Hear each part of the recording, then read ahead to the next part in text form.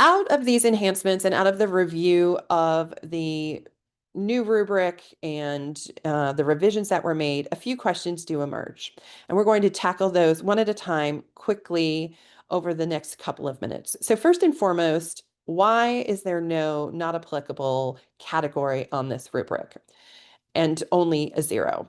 So the rationale for this is twofold. First of all, a not applicable in our experience at AAC&U can become a default scoring mechanism when a reviewer is trying to be kind and generous, or perhaps, is just feeling like there is a mismatch potentially between the rubric and the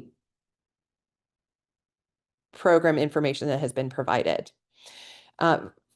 What we have tried to do with this rubric, because remember, one of the purposes of this rubric was to create it so that it would indeed work for all programs at all levels, was eliminate any language or standards that would not work across a range of disciplines as well as degree level.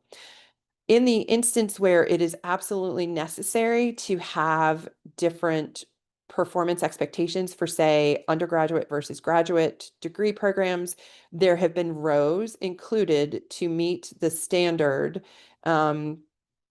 in ways that will be tailored to those programs.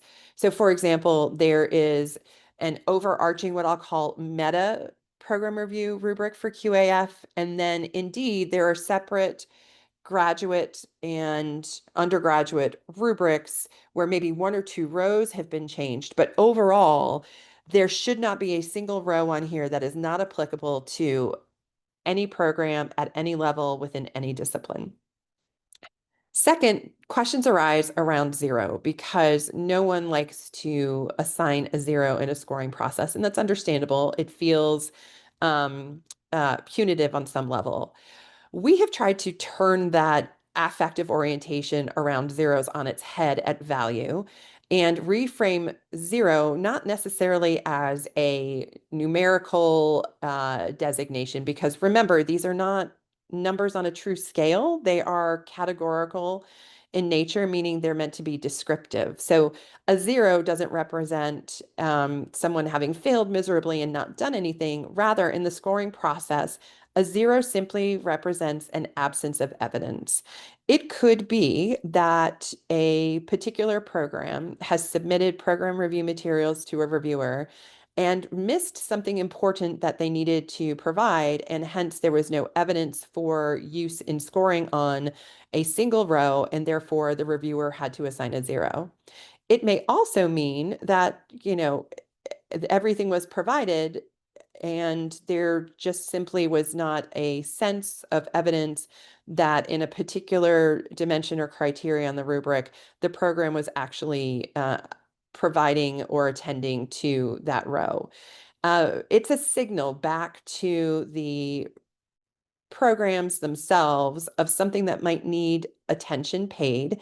Again, it is not meant to indicate a failure of any kind, but rather an absence of evidence that signals to the program that they need to reconsider or maybe reframe what they articulated about that particular criteria or dimension, or what they are doing or not doing to advance it within their program. Again, thinking of that not applicable, and not applicable as a score means I don't really have to worry about this because the reviewer said it doesn't apply and it doesn't matter or work for me. A 0, however, we have found within the value context helps faculty ask more meaningful questions. Third question, if we are using a new scale, what about the old scores? In this instance, it's important to know that THEC is going to be working to create a bridge or translation tool between the old scale and the new scale, and do so in a way that it does not punish or make it look as if somehow performance has been downgraded or degraded over time. We recognize the QAF process is truly meant to show continuous improvement and change over time within that framework, and that without providing context on using a new scale, it could lead some to falsely conclude, just looking at the numbers, that there had been a decline in performance.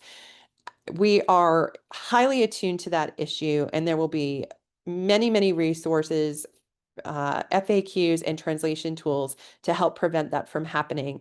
And nothing that would come out of THAC around this new scoring approach or scores generated using this new rubric would ever be shared in such a way as to provide fodder for that kind of misinterpretation.